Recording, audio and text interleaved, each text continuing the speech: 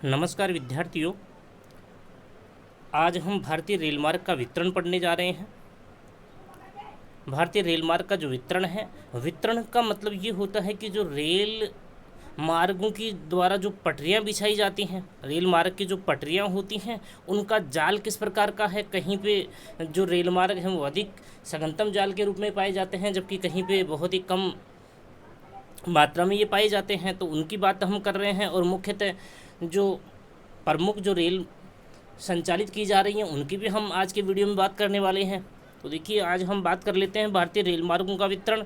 भारतीय रेल मार्गों का वितरण असमान पाया जाता है। सबसे पहली जो लाइन क्या है, असमान वितरण पाया जाता है रेल मार्गों का। रेल मार्गों का जो जाल बिछा हुआ है, रेल की जो पटरियां होती हैं उनका जो जाल है वो असमान रूप से पाया जाता है। कहीं पर रेल मार्गों का सघनतम जाल पाया जाता है ना। जैसे उत्तर प्रदेश में मान लीजिए, उत्तरी भारत में मान लीजिए रेल मार्गों का सघनतम जाल बिछा हुआ है। जबकि दक्षिण भारत में हमने बात की थी लास्ट वीडियो में भी, जबकि दक्षिण भारत में रेल मार्गों का न्यूनतम जाल बिछा हुआ है, क्योंकि दक्षिण भारत की जो प्रायद्वीपीय जो भूमि है वो कठोरी है और कठोर भूभाग पर रेल की जो पटरियां होती हैं उनको बिछाना आसान नहीं होता है। जबकि उत्तर भारत का जो विस्तृत जो मैदानी जो क्षेत्र हैं उनमें रेल की पटरियों को बिछाना बहुत ही आसान होता है। ठीक है ना। तो देखिए, यहाँ पे हम बात कर रहे हैं कहीं पर रेल मार्गों का सघनतम जाल पाया जाता है, जबकि इसके विपरीत कुछ भागों में रेल मार्गों का न्यूनतम जाल बिछा हुआ है। मुख्य रूप से भारतीय रेल मार्गों के जाल को प्राकृतिक व मानवीय कारक प्रभावित करते हैं। मुख्य रूप से भारतीय रेल मार्गों का जो जाल है उसको प्राकृतिक व मानवीय कारक प्रभावित करते हैं। अतः भारतीय रेल मार्गों के वितरण को मुख्य रूप से तीन भागों में बांटा जा सकता है। ठीक है ना। तो उसकी भी हम बात कर रहे हैं। तीन मार्गों में बांटा जा सकता है। सबसे पहले हम सघनतम रेल मार्गों वाला जो क्षेत्र है उसकी हम बात कर रहे हैं। सघनतम रेल मार्गों वाला क्षेत्र, इस क्षेत्र के अंतर्गत उत्तरी भारत के, जो अभी हमने बात की है, उत्तरी भारत के विशाल मैदानों में अमृतसर कहाँ है, पंजाब में, अमृतसर से कोलकाता पश्चिम बंगाल में है। तो ये पूरी बेल्ट हो गई ना, उत्तरी भारत में ये पूरी बेल्ट हो गई, उत्तर के विशाल मैदानों में ये पूरी बेल्ट हो गई ना। क्योंकि एक तरफ तो आपका पश्चिम की ओर पंजाब है, जबकि पूर्व की ओर आपका पश्चिम बंगाल है। तो पंजाब से लेकर के पश्चिम बंगाल तक, मतलब यूँ कहें कि अमृतसर से कोलकाता के मध्य देश का लगभग कितना प्रतिशत, 50% रेल मार्गों का जाल बिछा हुआ है, जिसका मुख्य केंद्र कहाँ है, दिल्ली है, जिसका मुख्य केंद्र दिल्ली है। ठीक है ना। दूसरा क्षेत्र क्या है, मध्य रेल मार्गों वाला क्षेत्र, जहाँ पे अधिक नहीं लेकिन कम भी नहीं है। ठीक है ना। मध्यम या मध्य रेल मार्गों वाला क्षेत्र, जिन क्षेत्रों में पठारी व विषम धरातल पाया जाता है। एक तो पठारी भूमि हो और विषम धरातल का मतलब क्या समझते हो आप, उबड़ खाबड़ भूमि, असमतल धरातल कह दीजिए, उबड़ खाबड़ भूमि कह दीजिए, यह पठारी भूभाग जो है। एक तो जिन क्षेत्रों में पठारी व विषम धरातल का मतलब विषम, यहाँ पे ये विषम लिखा हुआ है, विषम का मतलब क्या होता है, उबड़ खाबड़ या असमतल भूमि। ठीक है ना। विषम धरातल पाया जाता है, उन क्षेत्रों में रेल मार्गों का जाल मध्यम रूप में पाया जाता है। जैसे दक्षिण भारत का प्रायद्वीपीय पठार, तो प्रायद्वीपीय पठारी भूमि पर रेल मार्गों की जो पटरियाँ होती हैं उनको बिछाना आसान नहीं होता है, इसलिए वहाँ पे कम रेल मार्गों वाला क्षेत्र पाया जाता है, जिसको हम मध्यम रेल मार्गों वाला क्षेत्र कह रहे हैं। ठीक है ना। अब निम्नतम रेल मार्गों वाला क्षेत्र वह क्षेत्र है जहाँ पे बहुत ही कम रेल मार्ग पाए जाते हैं। उच्च पर्वतीय क्षेत्र, एक तो जो पर्वतीय और दुर्गम जो पहाड़ी क्षेत्र हैं उनमें रेल मार्गों की जो पटरियाँ होती हैं उनका कम जाल पाया जाता है। ठीक है ना। एक यहाँ पे ये कटा हुआ है और ये आगे क्या लिखा हुआ है, हिमाच्छादित, जो बर्फीले क्षेत्र हैं जहाँ पे बर्फ़ गिरती रहती है ना, या हिमाच्छादित जो क्षेत्र है, उच्च पर्वतीय दुर्गम जो पहाड़ी क्षेत्र हैं और मरुस्थलीय क्षेत्रों में रेल मार्गों का न्यूनतम जाल बिछा हुआ होता है। ठीक है ना। न्यूनतम जाल बिछा होता है। देखिए, तीन क्षेत्र इसके अंतर्गत हम कंसीडर कर रहे हैं। निम्नतम रेल मार्गों वाला जो क्षेत्र है उसमें एक तो उच्च पर्वतीय क्षेत्रों को, एक हिमाच्छादित क्षेत्रों को, है ना, और एक मरुस्थलीय जो क्षेत्र हैं जैसे थार का मरुस्थल है पश्चिमी राजस्थान में, तो उन क्षेत्रों को हम सघनतम के विपरीत मतलब क्या हुआ, न्यूनतम जाल बिछा हुआ है किसका, रेल मार्गों का, ठीक है ना। रेल मार्गों का न्यूनतम जाल बिछा हुआ है इन 3 क्षेत्रों में। जैसे पश्चिमी राजस्थान आ गया, अब राज्यों की बात हो रही है यहाँ पे। पश्चिमी राजस्थान वाला क्षेत्र है, उत्तरी हिमालयी क्षेत्र, उत्तरी हिमालयी क्षेत्र में जम्मू कश्मीर आता है, हिमाचल प्रदेश आता है, उत्तराखंड आता है ना। और आपका ये 7 सिस्टर ग्रुप्स वाले जो राज्य हैं वो आते हैं, सिक्किम आता है, पश्चिम बंगाल का उत्तरी भाग आता है, ठीक है ना। तो इन राज्यों में मुख्य रूप से निम्नतम रेल मार्गों वाला जाल या क्षेत्र या जाल बिछा हुआ है, रेल मार्गों का निम्नतम जाल बिछा हुआ है, क्योंकि ये पूरे राज्य जो हैं इनका पूर्णतः या संपूर्ण भाग इनका पर्वतीय है, पहाड़ी क्षेत्रों वाला है, उत्तरी पूर्वी पहाड़ी प्रदेश आदि। हमने बात कर ली ना सबकी, ठीक है ना। अब देखिए हम बात कर रहे हैं वर्तमान समय में भारतीय रेलों का तीव्र गति के साथ आधुनिकीकरण किया जा रहा है, मतलब मॉडिफाई किया जा रहा है, नवीनतम तकनीकें लागू की जा रही हैं, उनकी गति को बढ़ाया जा रहा है, ठीक है ना। इसी के तहत भारत में विभिन्न प्रकार की रेलों का विकास व संचालन किया जा रहा है, जिनमें से मुख्य निम्न प्रकार से हैं। ये यहाँ पे जिनमें से लिखा हुआ है, न लिखा हुआ है बीच में यहाँ पे, है ना। जिनमें से मुख्य निम्न प्रकार से हैं। सबसे पहले हम बात करेंगे गतिमान एक्सप्रेस की। गतिमान एक्सप्रेस, इस रेल का प्रारंभ 5 अप्रैल 2016 को हजरुद्दीन निजामुद्दीन स्टेशन से आगरा कैंट तक किया गया।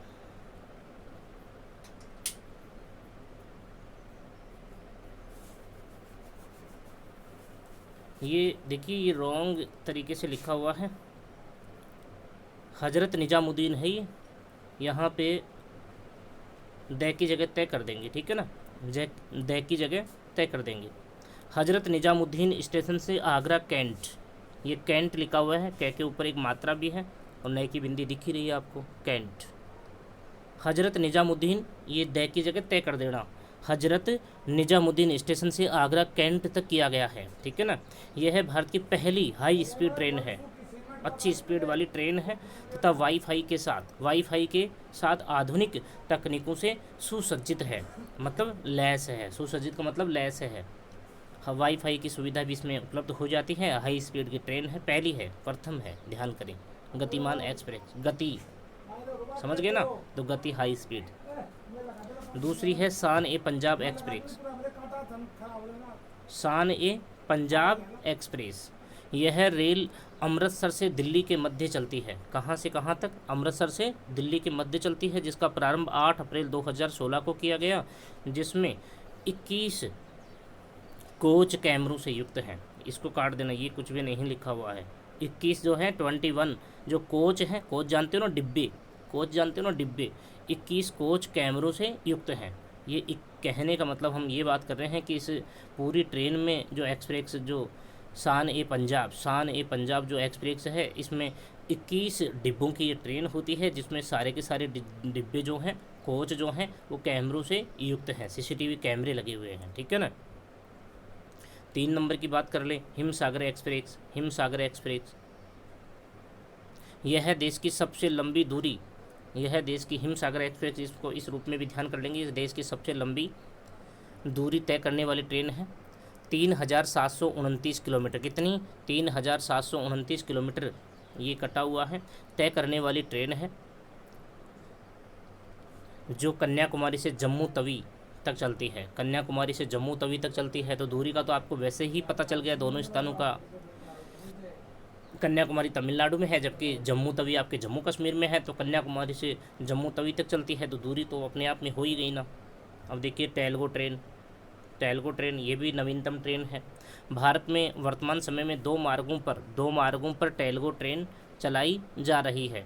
यह स्पेनिश तकनीक से संचालित है, स्पेनिश तकनीक से संचालित ट्रेन है। स्पेन से जो ली गई तकनीक जो है, उससे संचालित ट्रेन है।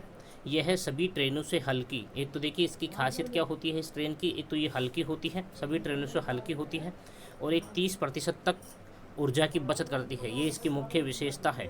यह ट्रेन जो है टेलगो ट्रेन, इसका नाम टेलगो ट्रेन ही है, और ये स्पेन जो देश है उसमें स्पेन देश की तकनीक से संचालित ट्रेन है, और 30% तक ऊर्जा की बचत करती है जब ये चलती है तो, ठीक है ना।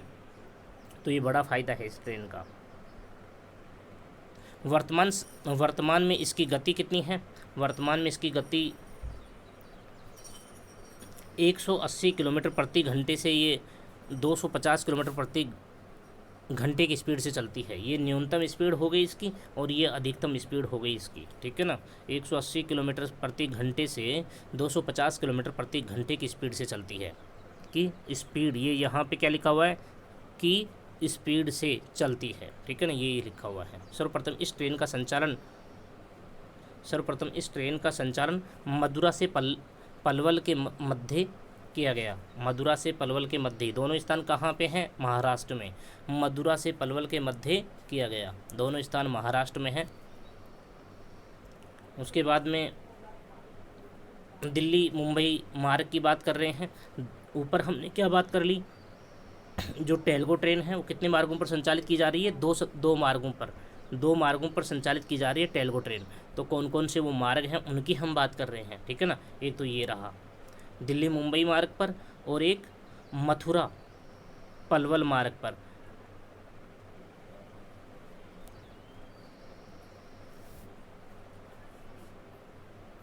मथुरा पलवल मार्ग पर, दिल्ली मुंबई मार्ग पर, मथुरा पलवल मार्ग पर। देखिए इसको, ये मथुरा है ना, इसको क्या करना है, इसमें यहाँ पे ये तकनीकी, इसमें ये गड़बड़ है, ये मदुरा नहीं है, ये मथुरा है, लेकिन किताब में मधुरा लिखा हुआ है, इसलिए इस संदर्भ में ये लिखा गया है। तो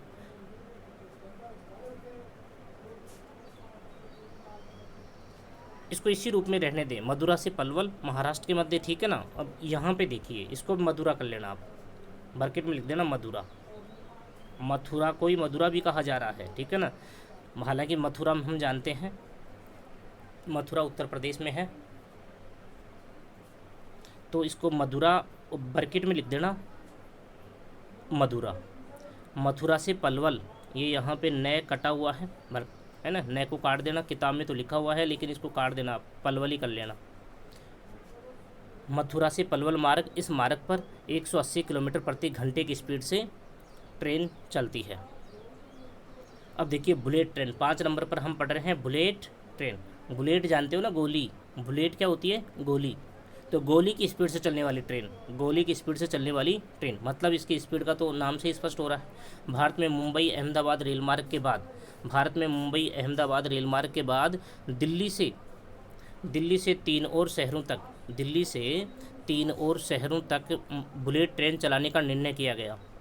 मुंबई अहमदाबाद मार्ग पर तो ये बुलेट ट्रेन चली ही रही है, तो उसके बाद में दिल्ली जो है, दिल्ली से 3 और शहरों तक बुलेट ट्रेन चलाने का निर्णय लिया गया। और वो कौन कौन से शहर हैं? दिल्ली से चलाई जा रही है ना, तो 3 शहर हैं, ये देखिए, दिल्ली से लखनऊ, दिल्ली से वाराणसी और दिल्ली से कोलकाता। इन 3 मार्गों पर भी बुलेट ट्रेन चलाई जा रही है। दिल्ली से लखनऊ देखिए, यह ट्रेन 506 किलोमीटर की यात्रा 1 घंटा, या यूँ कहें 1 घंटा 45 मिनट में तय करती है। 1 घंटा 45 मिनट में तय करती है, ठीक है ना। उसके बाद में दिल्ली से वाराणसी जो मार्ग है, उसके ऊपर यह ट्रेन 782 किलोमीटर की दूरी 2 घंटे 40 मिनट में तय करती है। देखिए कितनी दूरी है और कितने कम समय में तय कर रही है। उसके बाद में दिल्ली से कोलकाता देखिए, यह ट्रेन 1513 किलोमीटर की दूरी 4 घंटे 56 मिनट में तय कर रही है। तो देखिए कितनी स्पीड है, इस पर कम स्पीड है, इस पर ज़्यादा स्पीड है, उससे सबसे ज़्यादा स्पीड है, ठीक है ना। तो ये 3 नाम ही याद कर लें यहाँ से, हालांकि क्वेश्चन कभी आता नहीं है। भारत का प्रथम रेल विश्वविद्यालय बड़ोदरा गुजरात में 25 फरवरी 2016 को स्थापित किया गया। यहाँ पे ये कुछ लिखा हुआ नहीं है, बस इसको नोट को आप ऐसे ही याद कर लें, ये एक छोटा सा क्वेश्चन बन सकता है। भारत का प्रथम रेल विश्वविद्यालय बड़ोदरा कहाँ है? गुजरात में। बड़ोदरा गुजरात में 25 फरवरी 2016 को स्थापित किया गया। अब देखिए विश्व विरासत में भारतीय रेल, विश्व विरासत में इन 3 रेल मार्गों को, भारतीय जो 3 रेल मार्ग हैं उनको विश्व की विरासत में शामिल किया गया है। इसमें देखिए कब कब शामिल किया गया है, वो डेट आगे दी हुई है। और नाम देखिए, दार्जिलिंग हिमालयन हिमालयन रेलवे, 1999 में इसको शामिल किया गया विश्व विरासत में। उसके बाद में 2 नंबर पर कौन है, नीलगिरी पर्वतीय रेलवे, 2005 में इसको शामिल किया गया। उसके बाद में कालका शिमला रेलवे, 2008 में इसको शामिल किया गया। कालका और शिमला दोनों स्थान कहाँ पे हैं, ये हिमाचल प्रदेश में है। कालका स्थान भी हिमाचल प्रदेश में है और शिमला भी हिमाचल प्रदेश में है, ठीक है ना। उसके बाद में देखिए अग्रणीय महत्वाकांक्षी परियोजना, इसकी हम बात कर लेते हैं। अग्रणीय महत्वाकांक्षी परियोजना, हालांकि ये आपकी किताब में ये नाम लिखा हुआ है फ्रंट कॉरिडोर परियोजना, आपकी किताब में फ्रंट कॉरिडोर परियोजना लिखा हुआ है, लेकिन इसका जब हिंदी हम निकालते हैं तो क्या निकलता है, फ्रंट का मतलब आप जानते हो ना, आपको बार बार कहा जाता है फ्रंट लाइन में आइए, है ना। तो फ्रंट का मतलब सबसे अग्रणीय जो लाइन है उसकी हम बात कर रहे हैं। अग्रणीय और महत्वाकांक्षी शब्द इसमें जोड़ दिया गया है। और कॉरिडोर का मतलब वैसे तो क्या होता है, मार्ग होता है, रास्ता होता है, सड़क मार्ग मान लीजिए, रेल मार्ग मान लीजिए, ना। तो कॉरिडोर का मतलब होता है मार्ग, कॉरिडोर का मतलब क्या होता है, मार्ग होता है, जिससे आर पार रास्ता हो, उसे कॉरिडोर कह रहे हैं, ठीक है ना। और परियोजना है ही, तो इसका हिंदी में नाम क्या है, अग्रणीय महत्वाकांक्षी परियोजना, फ्रंट कॉरिडोर परियोजना। अब देखिए हम इसकी बात कर लेते हैं। इस परियोजना के अंतर्गत 4 महानगरों दिल्ली, मुंबई, कोलकाता, चेन्नई को जोड़ने का कार्य किया गया है। यह भारत की सबसे महत्वाकांक्षी परियोजना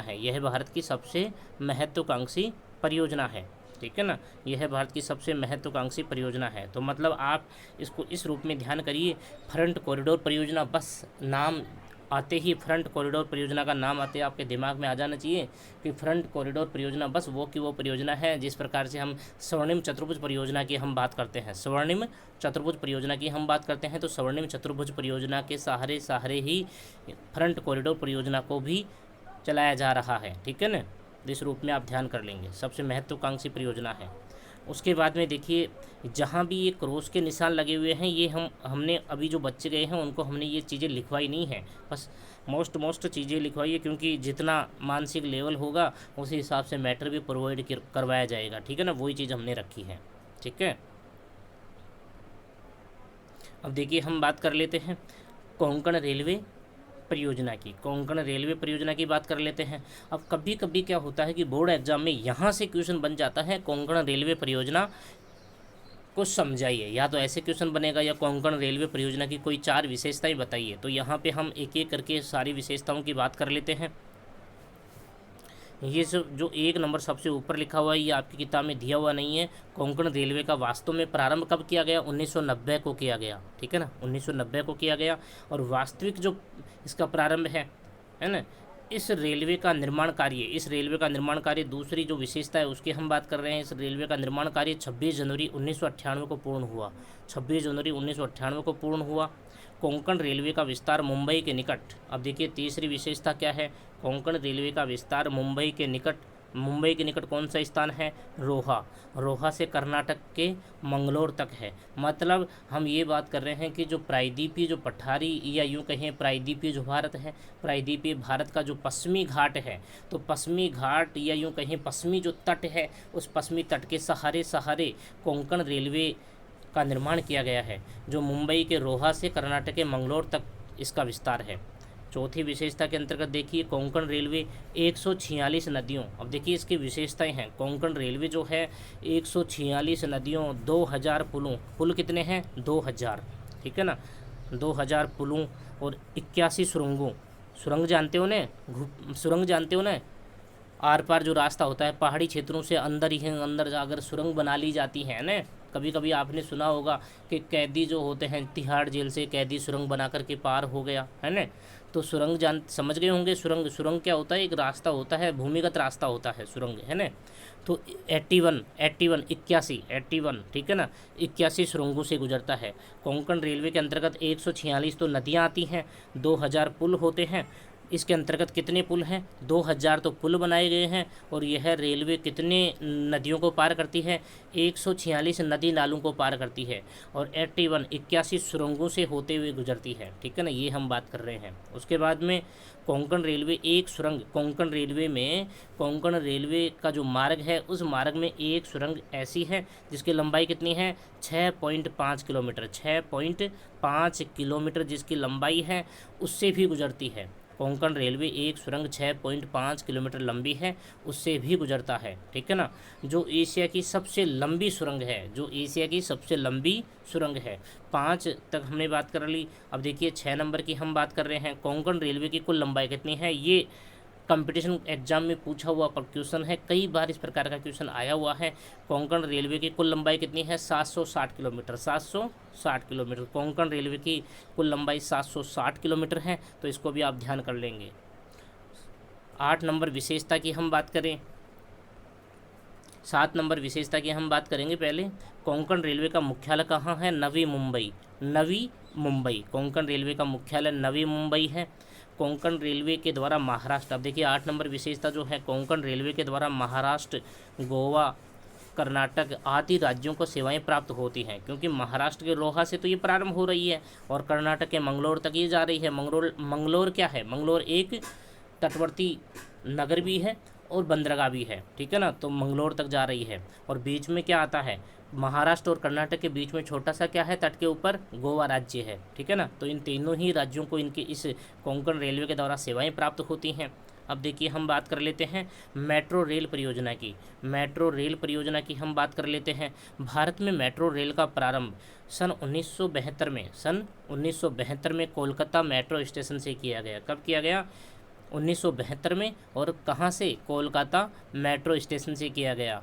तथा वर्तमान समय में कोलकाता के अलावा दिल्ली मेट्रो, अब देखिए कौन कौन से नए मेट्रो स्टेशन या कौन कौन से ऐसे शहर हैं जिनमें मेट्रो का संचालन किया जा रहा है। एक तो दिल्ली मेट्रो हो गया, एक मैंगलोर मेट्रो हो गया, चेन्नई मेट्रो हो गया, हैदराबाद मेट्रो हो गया, और जयपुर में भी मेट्रो का आदि का संचालन या प्रारंभ किया जा रहा है। ठीक है ना, जयपुर में भी आपने देखा होगा मेट्रो की सवारी तो आपने की होगी जयपुर में। तो उससे पहले हम आसपास में दिल्ली मेट्रो की सवारी करते थे। ठीक है ना, अभी जयपुर में भी मेट्रो की सुविधाएं प्राप्त हो गई हैं। ठीक है ना, तो इन शहरों में मुख्यतः मेट्रो का संचालन किया जा रहा है। मेट्रो रेल सेवा अंतः महानगरीय द्रुतगामी रेल सेवा है, ये मोस्ट लाइन हो गई। ठीक है ना, मेट्रो रेल सेवा अंतः महानगरीय द्रुतगामी का मतलब तो आप समझते हो, तीव्र गति से सेवाएं प्राप्त करवाती है।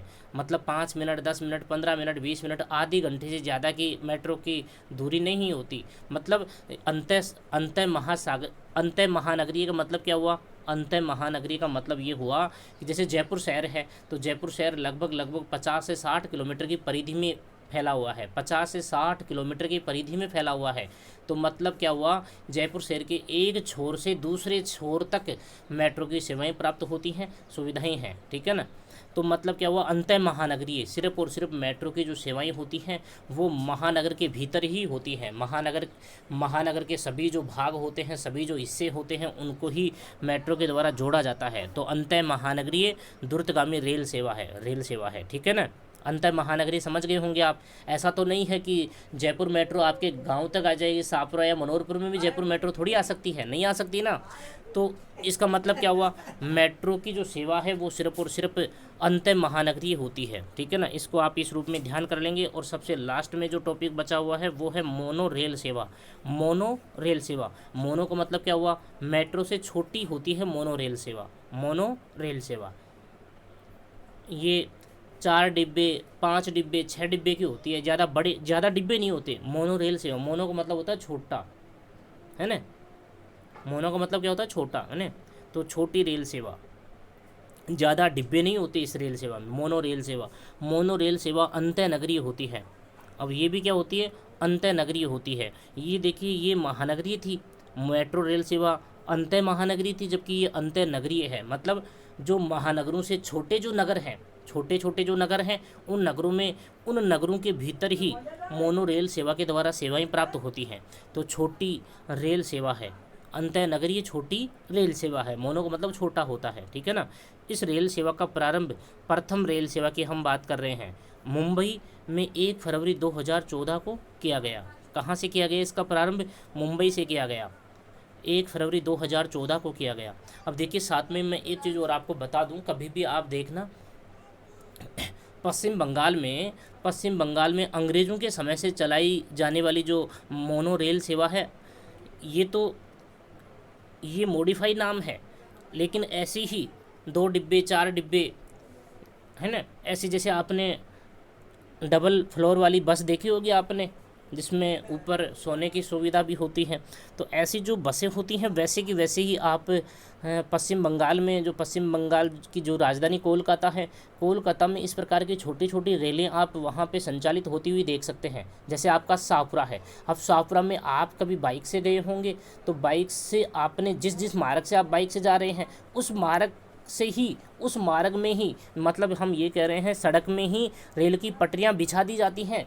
तो जैसे ही बिल्कुल आप उसकी गति इतनी कम होती है कि उसमें से चलती हुई जो रेल बस सेवा होती है, जिसको हम मोनो रेल सेवा कह रहे हैं, उसमें चलती हुई में भी आप चढ़ सकते हैं, है ना, और चलती हुई से ही आप उतर सकते हैं। इतनी गति कम होती है उसकी, ठीक है ना। लेकिन वह जो नगर होता है, नगर के प्रत्येक भागों तक वो जाती है, ठीक है ना, और बिल्कुल उसके सामने से आप बाइक भी निकाल सकते हैं, इतनी धीमी होती है वो, ठीक है ना, गति इतनी स्पीड नहीं होती। तो कोलकाता में बहुत ही शानदार सवारी के रूप में आप उसको देख सकते हैं। तो ये मॉडिफाई कर दिया गया उसको, और इसको नाम क्या दिया गया? मोनो रेल सेवा। तो मॉडिफाई के रूप में इसको संचालित कब से किया गया है? मुंबई में 1 फरवरी 2014 से किया गया है, ठीक है ना। तो आज के लिए इतना ही काफ़ी है। और देखिए कल आपका टेस्ट है, तो टेस्ट में जो कल आपका टेस्ट होगा उसमें हमने लेसन 25वां हम दे रहे हैं, और 25वें लेसन में, क्योंकि आपको पता होगा 25वें लेसन में एक 4 नंबर का बड़ा क्वेश्चन आता है, जो 2018 में भी आया हुआ है, 19 में भी आया हुआ है और 20 में भी आया हुआ है। तो वैसे पैटर्न वाले जो बड़े क्वेश्चन हैं, तो हम एक 4 नंबर का क्वेश्चन देंगे बड़ा, जो आप समझ गए होंगे। जनजातियों को लेकर के बड़ा क्वेश्चन आता है 4 नंबर का, तो एक तो जनजातियों का क्वेश्चन आता है, ठीक है ना। साथ में जो एक 3 नंबर का क्वेश्चन हम दे रहे हैं, और 5 क्वेश्चन हम 2-2 नंबर के दे रहे हैं, और 3 प्रश्न हम छोटे 1-1 नंबर के दे रहे हैं। तो ओवरऑल आप समझ गए होंगे कि हम 10 क्वेश्चन दे रहे हैं, 20 नंबर का मैटर होगा, 1 घंटे का समय होगा। और साथ में हम एक चीज़ और क्लियर कर दें कि जो जितना रिक्वायरमेंट है, 1 नंबर का क्वेश्चन है तो 1 नंबर का आंसर देंगे, 2 नंबर का है तो 2 नंबर का देंगे, 3 नंबर का है तो 3 नंबर का मैटर उसमें लिखेंगे, 4 नंबर का है तो 4 नंबर का मैटर उसमें आप लिखेंगे, ठीक है ना।